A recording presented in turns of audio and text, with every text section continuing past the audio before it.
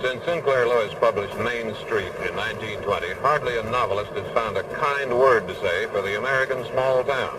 Instead, it's depicted as a nest of provincialism, conformity, dullness, snobbery, and a public piety concealing a private depravity. Well, if it ever was all that, is it still? We have asked the U.S. Bureau of the Census to use its computers and its great store of figures and facts about this country to find for us the average American small town. We ask it to find a town having exactly the same kinds of people, income, employment, social structure, and voting habits as the national average. We wanted to explore this average town to see what its people were doing and what they were thinking in this election year.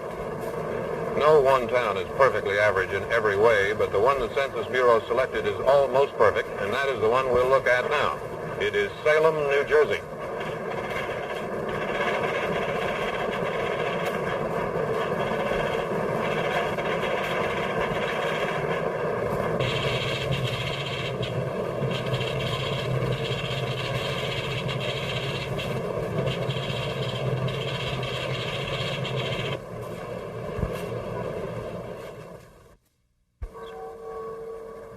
It is deep in southern New Jersey, almost exactly on the Mason-Dixon line. It is southernish and northernish, pretty and ugly, agricultural and industrial, Republican and Democratic.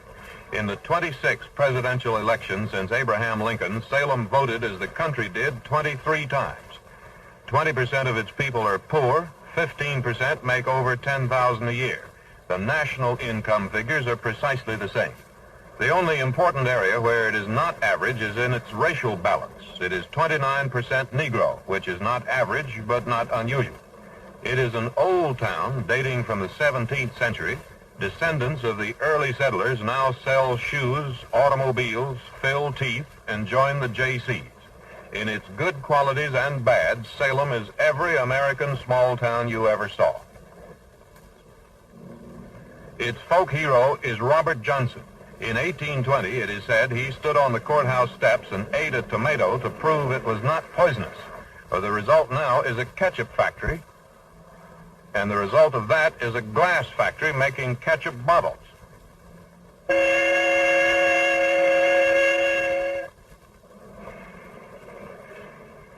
Farmers nearby raise tomatoes, a factory buys them for ketchup, and another one makes the bottles, an arrangement that could hardly be neater. When Johnson ate the tomato, people waited for him to drop dead. Historians since have called it a publicity stunt. If it was, it worked. The town has lived on it ever since.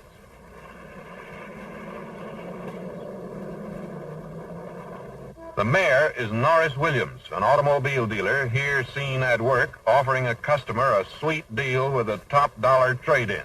He is Republican. Most of the town council is Democratic. The town government occupies what used to be a bank. One recent municipal problem was this. The chief of police wanted a flashing red light on top of his patrol car. The mayor refused to let him have it. So they had a feud for 5 years until they got a new mayor and the chief got his light. Faces carved on the building cornice are officers of the old bank. That was the cashier, Benjamin Acton. The only political club in town is Republican, but it's not very political and not very elegant.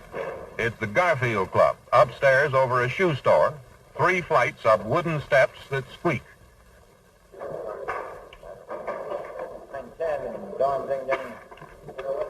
But once up there, we find a lovely scene. The members playing rummy and pinochle, a roll-top desk, a phone with a sign on it saying incoming calls only, dues of about 20 cents a week, a hand-colored portrait of President James A. Garfield, and a club dinner once a month, usually of muskrat, and what must be the best pool players in town.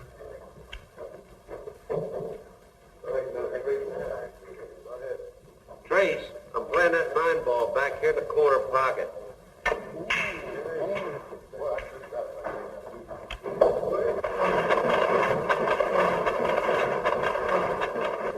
There are 2 weekly newspapers, one Republican and one Democratic. The Democratic paper has what must be the most engaging name of any paper anywhere. It is called the Salem Sunbeam. One man, Tom Bowen, owns and writes the editorials for both of them.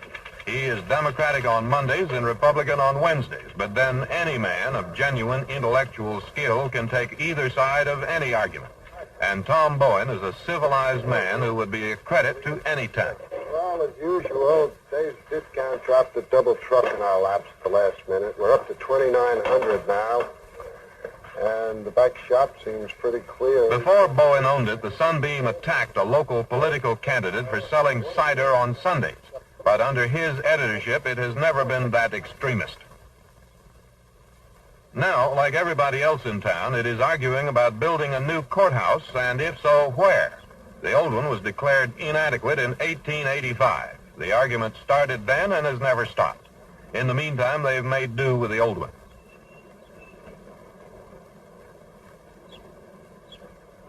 The clerk is Tommy Greaves, perhaps the best liked man in town, who tells us a little about his court and why he would live nowhere but Salem. Most of the cases that we handled in this court are of a civil nature.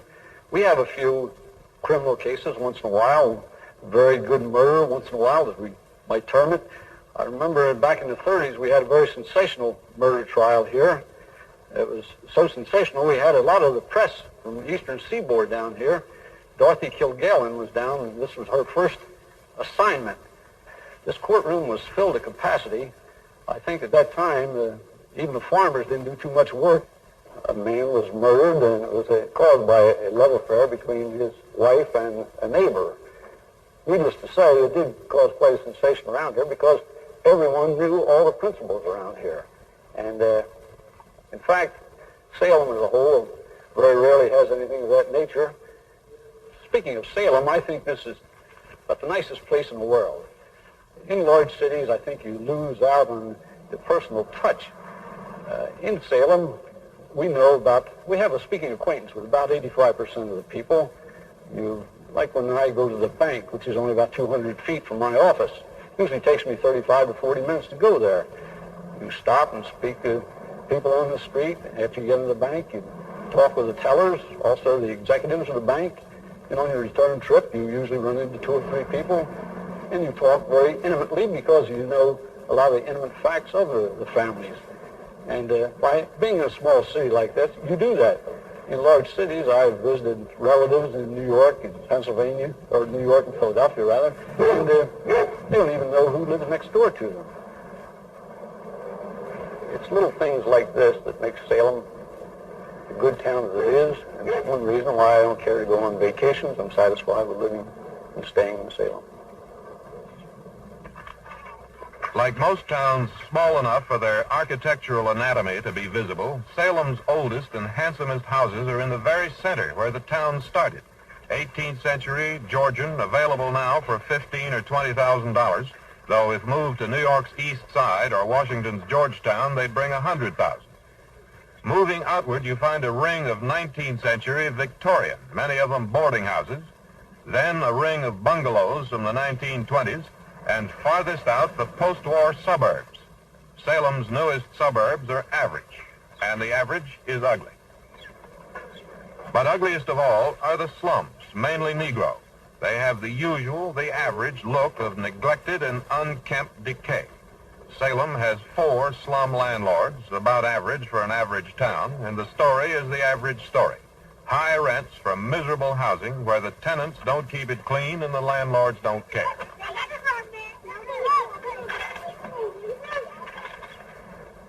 There's an urban renewal plan in the works and has been for 10 years, but not much has happened. Slums are profitable, more so than decent real estate, mainly because of federal and local tax law. So the slum landlords are not anxious for urban renewal. It would cost them money, and that too is average.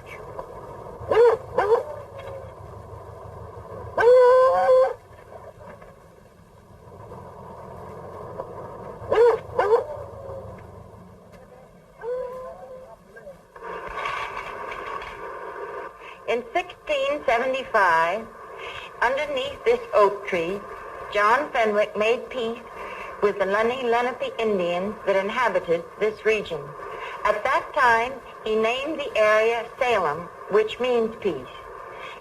It has been said that of all the colonies along the eastern seaboard, this was the most peaceful, for never was a white man killed by an Indian, nor an Indian killed by a white man. The town is ashamed of its slums and objected to our photographing them, but it's intensely proud of its 18th century houses that have been kept up. And here is the County Historical Society engrossed in a slide lecture put on by Mrs. Stephen Joseph, telling facts and legends about Salem's past. This house was built in 1788, and it is believed that this was where Zadok Street was living when he and his family left 4 Points West. About the turn of the 19th century, Zadok Street gathered all his worldly possessions and his family, and with a wagon train set out from Salem to join the great migration westward. His first stop was in Ohio, where he founded a town and again named it Salem. As the frontier was pushed ever backward, so went the Street family. And we have today Salems in Ohio, Indiana, Illinois, Iowa, and as far west as Oregon, all named by Zadok Street or his descendants. And now we are back under the old oak where we left a short while ago. We hope you have enjoyed the trip. The proudest local monument is the Salem Oak, a splendid 500-year-old tree standing in the middle of a Quaker graveyard. It appears on the town seal and letterhead, a street name, hundreds of Sunday painters' canvases, a high school newspaper, the Rotary Club newsletter, plus bottles, glasses, cream pitchers, china plates, postcards, and the Salem Oak Diner. To find out what is on people's minds in Averagetown in this election year, NBC News commissioned a Gallup survey. Hundreds of interviews asking the same questions all over town. People were asked what they were worried about, what they thought the political issues were this year, what they did for recreation, and others, as we'll hear. All the interviews were first conducted privately in Gallup's normal way. Then the representative sample were repeated with the cameras there. Some of the answers were remarkably candid. In a fish market near the waterfront, a Gallup interviewer questioned James Mahone, who does odd jobs around town. Day in and day out, what do you yourself worry about most? The only thing that I worry about at all is my kids. Now, I raised 9 kids, and they all done all right. I never had no problem with them. Only one of them, she married a louse. Of course, now he's a good louse. He's dead, so that's it. Now we got a good louse in the family. We buried him. Do you find it hard to live on your family income without going into debt, or not? Well, no, I don't. For the simple reason, I don't have no big elaborate household. I also don't have no fancy automobile, no fancy clothes. I don't drink. I don't run around to nightclubs and beer joints. And I don't run around with no fast women or don't play slow horses. And therefore, what little I make, I can live on it. Bread, meat, and potatoes, that's me. What do you yourself think is the most important issue that should be discussed by the candidates in the forthcoming election campaign? Well, personally, I think the most important, as far as the general public concerned, is this foreign giveaway. It's called foreign aid. Why do you think that? We're spending money we don't have to buy things we don't need to please somebody we don't like, and they don't like us. Do you think the Democratic administration is pushing racial integration too fast? Too fast and too hard. How would you feel about a law which would give all persons, Negroes as well as whites, the right to be served in public places, such as hotels, restaurants, theaters, and similar establishments? In this respect, I would say that would be all right. But at all times, regardless of race, creed, or color, they must be ladies and gentlemen. When they cease to be that, they are undesirable citizens, and they should be thrown out. Period. Do you think such a law should or should not apply to small businesses like beauty parlors, barber shops? No, I don't think it should. Why don't you? All right. You want it for instance? I'll give it to you. Now, of course, right now I need a haircut. And I'll get my haircut. But you think I'm going to go to a barber shop where he's cut some burrhead's hair and got that goo grease all over it? Got more grease than you get on a bear. You think I want that on mine? No. Would you be willing for the United States to engage in an all-out atomic war to stop the communists or not? Yeah, sure. 100%. So everything you got when you got it.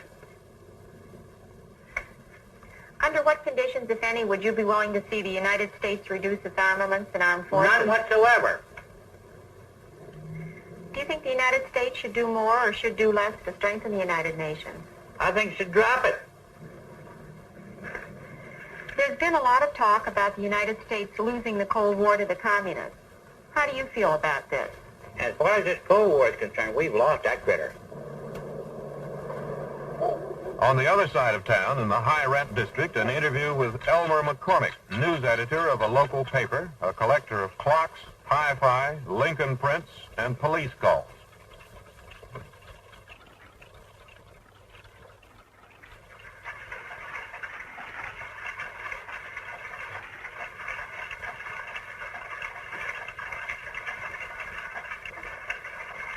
Day in and day out, what do you yourself worry about the most? Well, Mrs. Stone, I try not to worry at all. Every morning before I go to work, I take some apple juice and vinegar, a small teaspoonful of vinegar, and then I repeat that in the evening before dinner and sometimes in the middle of the day. I think it has the effect of acting as a tranquilizer or something of that sort. Who would you like to see nominated as the Republican candidate for 1964? Nixon.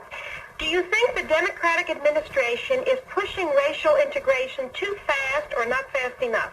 I would like to see it move forward much more rapidly and have the issues settled once for all. Do you think that the amount of public welfare we have now tends to weaken a person's incentive to look for a job? Very much so, yes. There has been a lot of talk about the United States losing the Cold War to the communists. How do you feel about this? Well, I don't know whether we're actually losing it or not. I hate to see our soldiers scattered around some of the places they are. And why do you feel this way?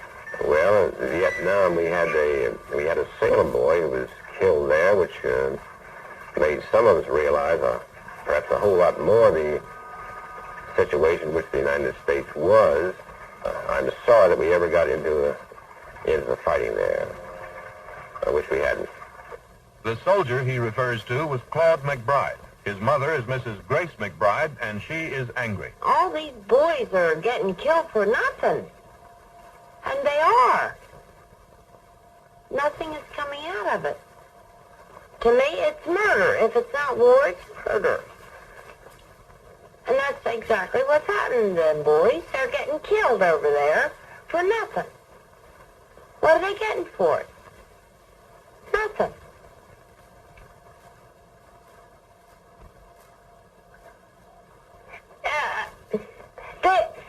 They're just getting nothing. But that is my opinion. Now, his opinion was, if we let this go, this is a little place, then they'll get a little bigger place, and a little bigger place, and a little bigger place. So, Mom, I'm doing this for you and the ones that are home. And this is what he was fighting for. This is what he gave his life for. Well, would you favor an all-out nuclear atomic war if necessary to stop? Definitely, and get it over with. Blow them off the map. Blow them right off the map. What do you think is the biggest and most important issue? Foreign affairs. Foreign affairs. Definitely. Definitely. Foreign affairs. Foreign affairs. This civil rights business, that can take care of itself. But foreign affairs, because foreign affairs are getting people killed. Our boys killed every day. Civil rights is the most important issue that they should discuss in the next forthcoming campaign. I'm interested in knowing why you feel... Dr. John T. Dooley, a physician, a member of the NAACP. The civil rights issue is something that affects our image abroad. They see churches being bombed, little girls have been killed. They see police attacking people with fire hoses, police dogs, all because of their race.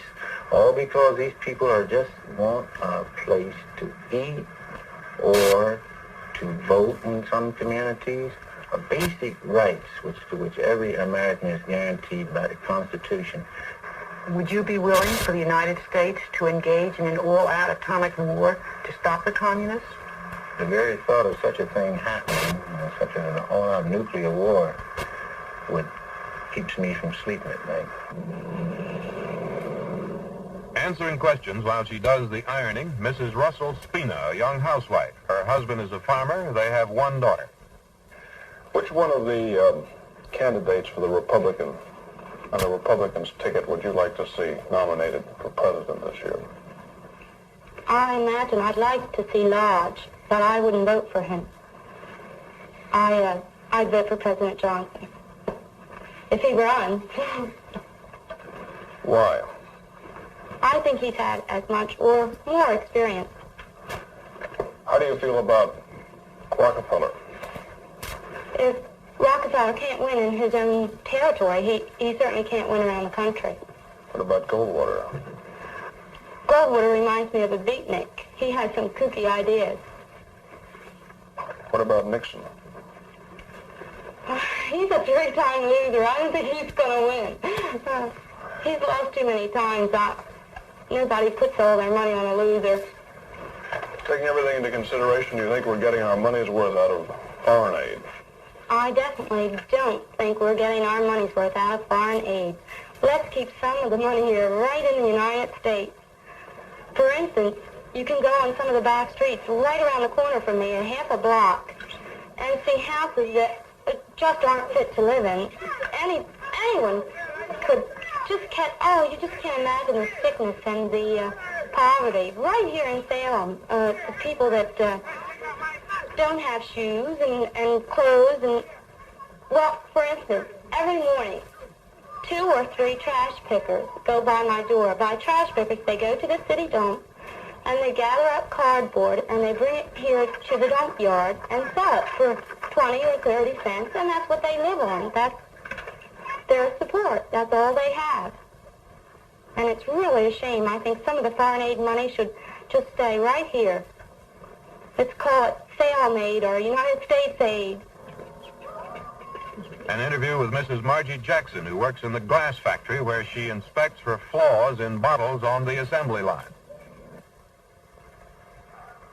Well, I myself worry about financial problems and making ends meet because I'm alone, I have a child. Do you find it hard to live on your family income without getting into debt? Well, my income, if I make $140, that's every 2 weeks. Time I pay out $25 for him to be taken care of, time I pay my rent, my electric, and then try to buy food, and then try to make my installments. I don't have it. What do you do personally for amusement and recreation? I like to go to bars, clubs, entertainment, travel, and the greatest hobby I have, I love to flirt with the men. Who would you like to see as the presidential candidate for the Republican Party in the forthcoming election? Well, I don't know whether he is a Republican or Democrat, but I think President Johnson will work out pretty good because the foundation has already been laid. President Kennedy, he has laid the foundation. All he has to do now is put the bricks that he has picked out in the right places. What do you yourself think is the most important issue that should be discussed by the candidates in the forthcoming election campaign? I think the most important thing is to get the civil rights over with. Do you think it's too easy or too difficult for people to get public welfare payments? Well, from what I can see, I think it's too easy. Because those that don't need it seem to be the easiest one to get it. Now, for instance, there's a girl here now. She has children, which the state has taken one. She still has the others here. She gets her check a month. She visits the bars just as regular as I do. And she has a little young jitterbug, a young fellow from about 17 to 20. He doesn't work. And a jitterbug isn't her son, it's her boyfriend. Now, she could afford to buy her little jitterbug 2 cars. She could afford to go to work and take care of her own family. But as long as life is that easy, well, I don't blame her for not going to work. Even though it burns me up, though, to see him walk around and ride, and I have to walk and drink as much beer as I want to drink. I mean, I can't see it. Day in and day out, what do you yourself worry about most? Well, I work in a glass factory, Anchor Hawkins. It's number 6 plant.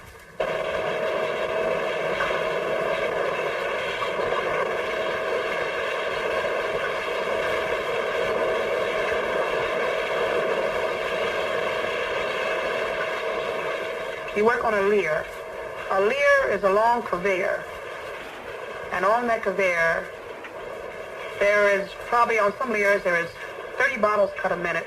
Some of them 52 bottles a minute. Some of them 80 bottles a minute.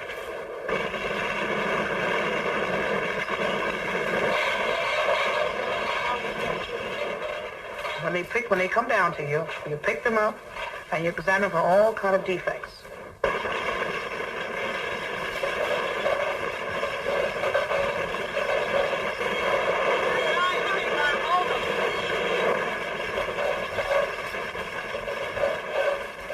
Well, you constantly stand and look at those bottles come down for 8 hours, and every minute on the minute there's a bottle, and that one comes down full. It is annoying.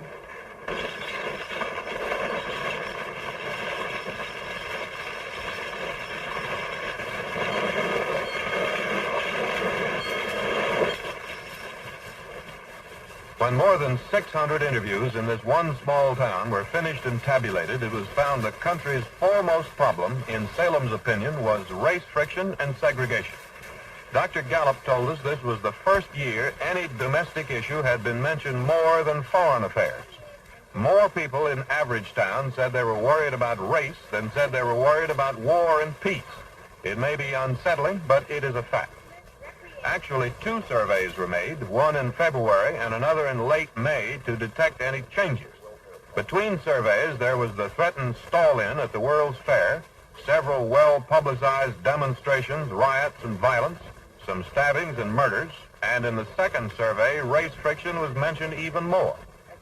So that was first, by far. International problems were second. Then unemployment, high taxes, delinquent juveniles, and on down the familiar list. The first choice for president, overwhelmingly, was Johnson. The first choice of the Republicans for their own party nominee was Lodge. Then Nixon, then Rockefeller. Goldwater was a weak fourth. Lodge was first with 38% of the Republicans. Goldwater was fourth with 7%. Gallup interviewers also asked people what they personally worried about. The first answer was money, and the second was children. The high school is good, but once the town educates the youngsters, it loses them.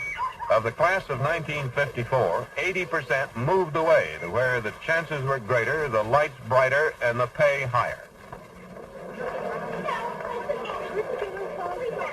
The school cafeteria is too small, so at noon they ramble down to a restaurant offering bad food garnished with pinball machines, or to the pool room.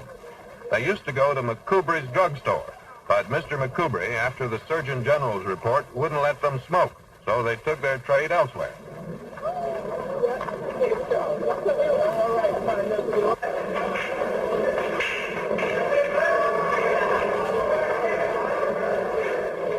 Parents worry about their morality, since an agony of parenthood is to discover children are as bad as their parents were.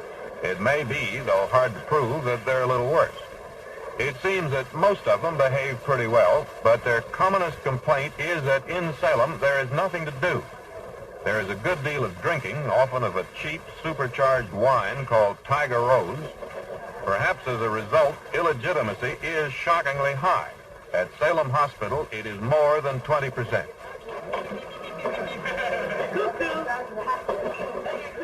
Judy Ayers, a local girl who is Miss New Jersey, had these insights on Salem's juveniles. Judy, day in and day out, what do you worry about most?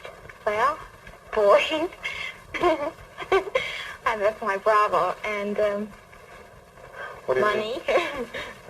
What do you mean you worry about boys? Oh. Well, there aren't that many nice boys around, and I just have my problems. I think I better go into it. It's a long story. From what you observe, what do you think is the biggest problem that Salem, the community, has? Well, for me right now, I think the biggest problem is the activities for the teenagers. Anything that is in Salem for a teenager to do is to ride up and down the streets of Salem, back and forth from Bosco's to the food fair, to Bosco's, and blow horns at each other. What do you do at Bosco's? What do they do at Bosco's? It's like this teenage hangout. Because, you go in there and it looks like a man. It looks like the place is really packed. And you go inside and there isn't anybody in there. They're all out in the parking lot. I think that some of the moral breakdown is where there are a lot of pregnancies and illegitimate children. We're having quite a few here. You're having a lot of them in all the other places, I think. And some comments from a civic leader, a member of one of the town's oldest families, Mrs. Mildred Plyler Dorothy Tiffany Acton. We don't have as many abortions around here that we know about as I have in other places that I've lived in. I'm not saying they aren't going on. I know that there have been arrests made in South Jersey, but not particularly in this town. And that is one thing that I do like about it, that where we've run into these problems and where I've been called in on them, the mothers and fathers have stood with these children. And it makes it much easier for you to work with them. And the children have gone and told their parents of their problems, which again I think is good. And where they have gone and told the ministers their problems, again that's an outstanding attribute to the community. Mrs. Acton, do you know of any way Salem might reduce this teenage problem? Yes, I do. I think that dancing is a very healthy, wholesome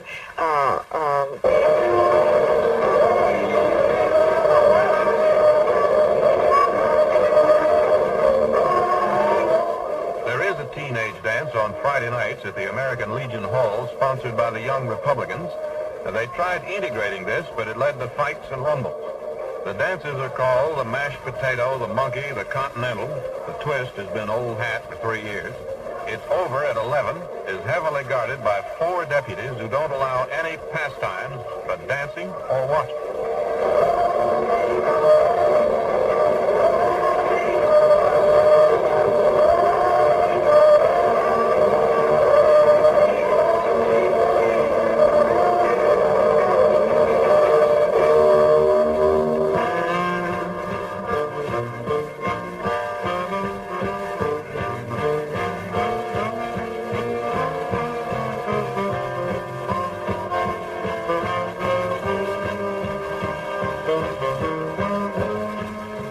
Country club dance. It seemed to us a fair test of the degree of snobbery in Averagetown would be who gets into the country club. On that score, Salem gets an A. No Negro has ever applied, but otherwise it seems anybody gets in if he can pay the dues and behave himself. A Gallup interviewer got some interesting comments on that from Mrs. Linwood Thomas, a local Democratic committee woman and a newspaper social columnist. What do you do personally for amusement, recreation, and cultural activities? We belong to the country club, and we enjoy a dinner dance once a month. We have a variety of friends down there. People assume when you say country club that right away you mean high class. But we have found that people are people no matter where you go, and we have as much fun with the people down there as we do anywhere. I have been in a bar and met some nice people, and I think you meet them anywhere. Of course, you also run up against some that aren't quite as nice, even though they have a little bit of money. As a matter of fact, I can remember dancing once at the country club with an elderly man that run his tongue around my ear, which I didn't enjoy at all, but he said he thought that being he was drunk and I was drunk, it didn't make any difference. I called him a lecherous old goat and told him it made a big difference to me whether I was drunk or not.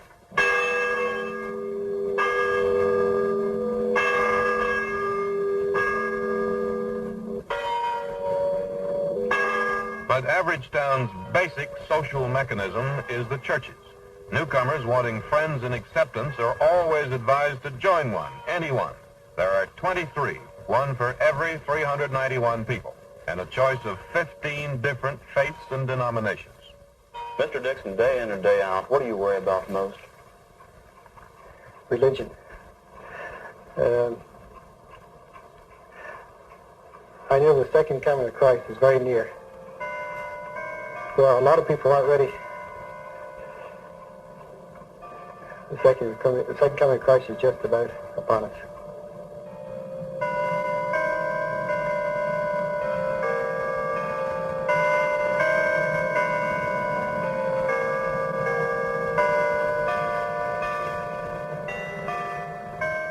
In the Presbyterian Church, a young man named James Galbraith described his own religious experience. About 5 years ago, a wonderful Christian couple moved to this city of Salem. The profound influence that they gave to this community is still growing. Through their Christian efforts, they started these women prayer groups. The first group, I believe, had about 9 women in it, and since then they have grown to about 12 groups of 9. They have men's prayer groups, they have couples prayer groups, and they're going like every day in the week. The influence that this has had on our lives in Salem has been something wonderful. I would like to relate to you some of the things that have happened to me as a result of my association with these wonderful prayer groups. About 3 years ago, I was selling automobiles in the community. My marriage was a mess. My social life was a mess. I didn't know where I was going. My life was empty.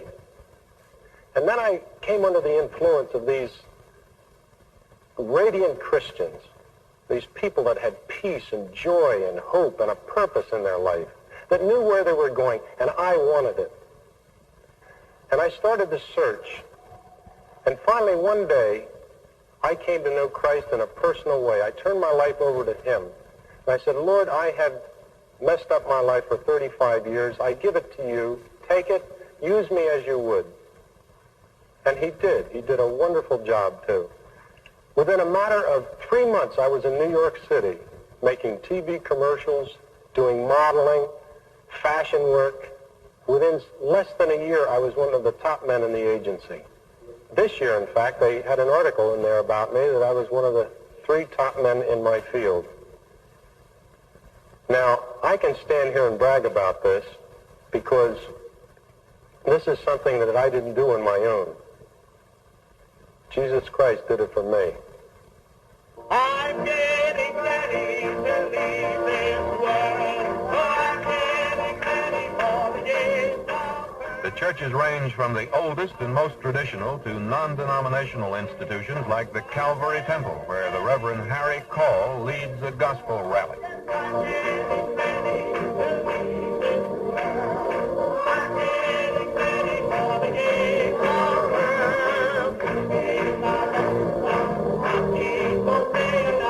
I'm getting ready to leave this world.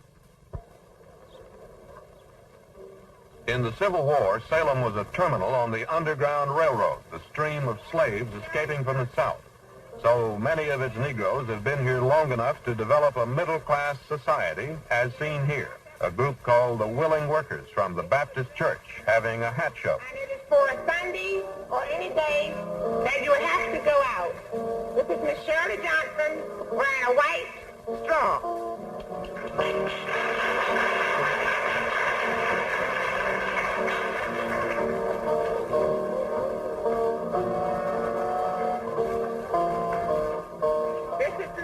But wherever you turn in Averagetown, sooner or later, somebody brings up the race problem. Gallup's figures again showed it to be the first concern. 48% of the whites said there was too much welfare money. 41% of the Negroes said there was not enough. Established middle-class Negroes like these tend to blame the newcomers for the illegitimacy, slums, welfare lines, and crime, and tend to keep their distance, saying it is not their problem. A comment on that from one of the town's most respected citizens who lives in a house deeded to her family by William Penn in 1737, Mrs. Mary Meekum. We've had some very fine colored citizens in Salem who have kept their people in line, and they have earned the respect of the white people. They've been good businessmen, and people have trusted them. And there's never been any difficulty in that way. And that's one thing that's been one of the beauties of Salem. We've always had a very good class of reliable colored people in Salem that have earned their rights to respect and citizenship that belong to them.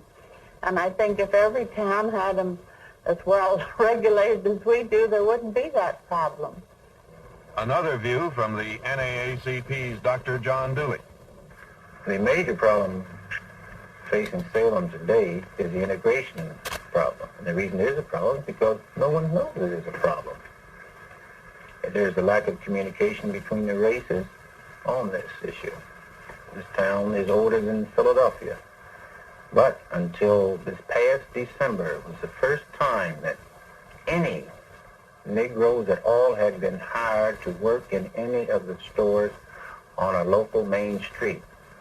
The 5 and dime stores, one hired willingly, the other one unwillingly. Another citizen who works for DuPont lives in the oldest house in town, built in 1687, Adrian Toms. Some months ago, there was some effort made to be sure that the local establishments employed colored people, but Lord, we've been doing it for years, so there's nothing new in this. The town is widely integrated, but they don't always really mean it. Claude Inge, who works at the glass factory. I've lived in Salem around 24 years, and which the racial problems have eased up some since I've come here within the 24 years, but some still exist. The restaurants is different now what they used to be, which you can go in them and you can get served.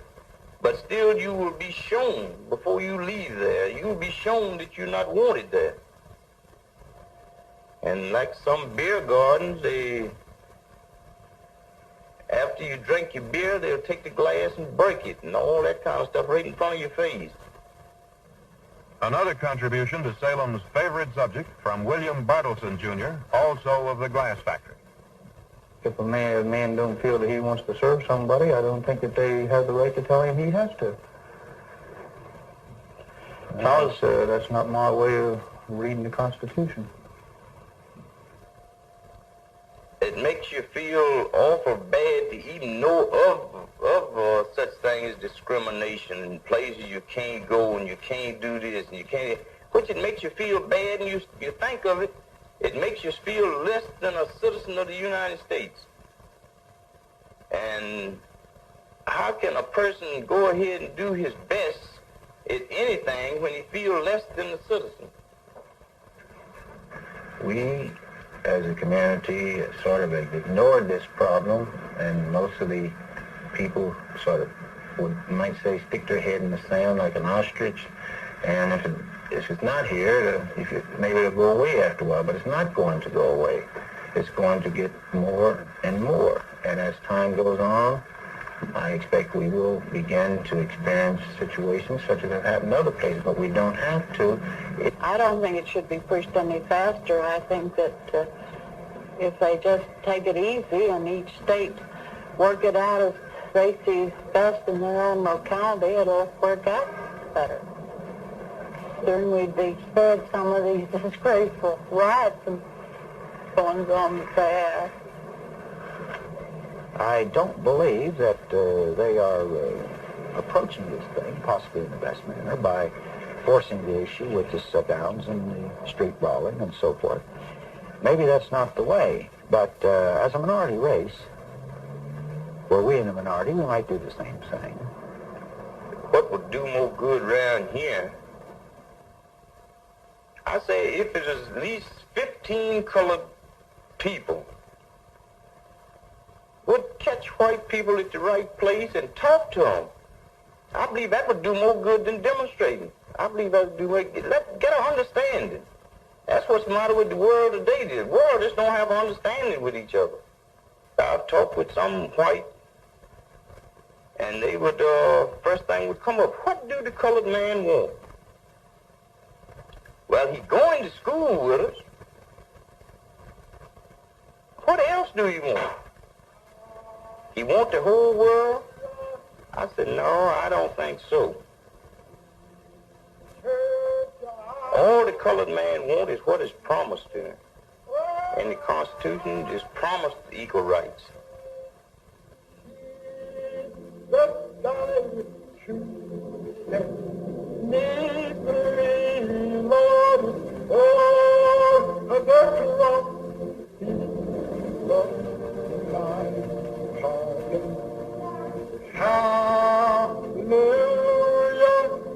He saved me.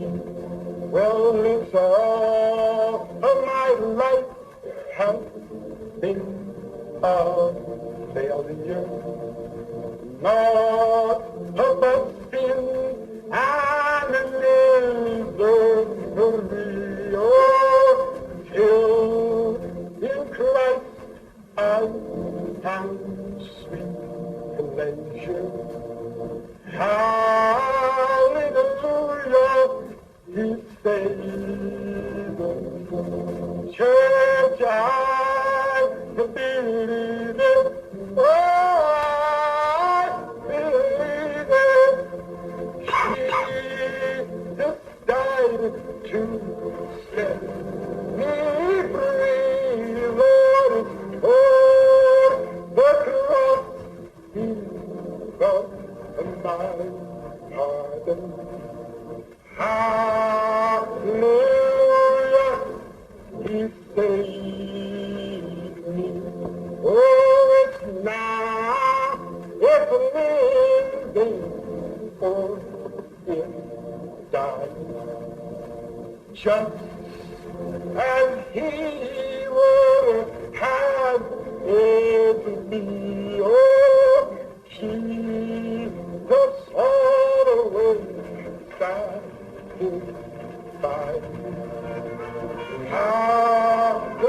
Hallelujah, He saved. Church, I believe it. Oh, I believe it.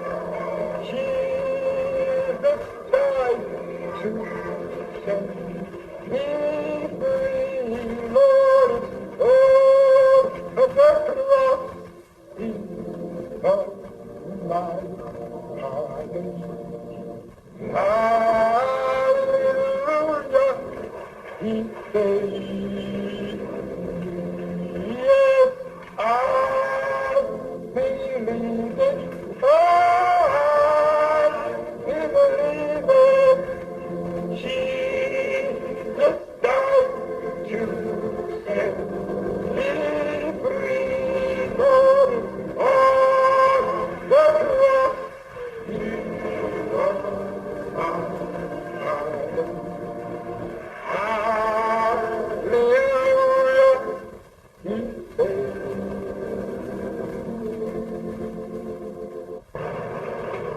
Some other facts and figures. On summer afternoons, the winds off the factory carry over town the fragrance of ketchup. In April, the shad come up the river and everybody eats them. In a town that small, everybody knows what everybody else is worth. In summer, all but the bankers, lawyers, and some of the doctors come to work in sport shirts. The firemen are all volunteers and proud, and once there was talk of paying them, and they were so furious they threatened to quit. There were 2 town drunks.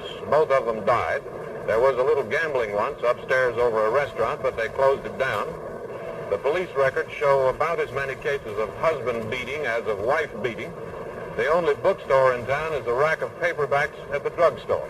Well, Averagetown became what it is as part of a national society, and it has nothing good or bad that can't be matched elsewhere. Its 9,000 people go to church, love their neighbors only if they are white, worry about money, debt, children, plan to vote for Johnson, have no interest in the radical right or the radical left, but a great interest in making money, making ketchup, and the bottles to put it in. That is the society we have built. And like it or not, on the average, that's what it is.